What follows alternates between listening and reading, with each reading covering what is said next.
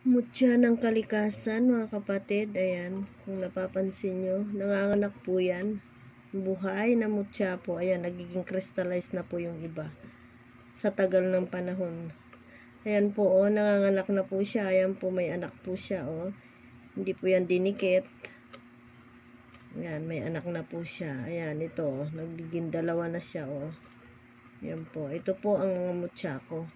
Mahirap pong humakita yan kung hindi po kaloob. Ayan, naging crystallized na po siya. Ayan.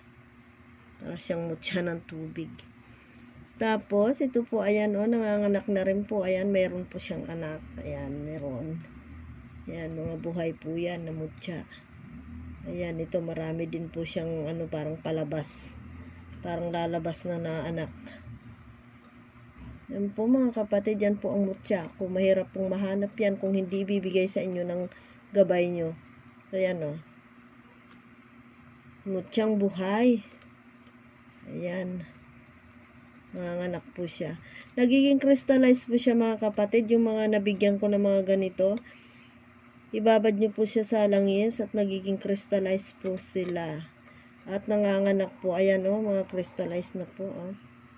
Crystallized na yung iba. So, ayan.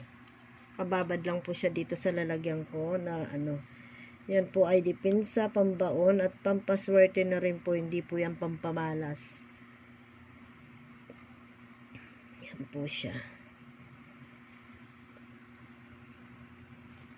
Ito ang ganda po nito mga kapatid at naging crystallized na siya. Sus. Ayan o, ang ganda ng kulay. Pero merong nang may-ari niyan.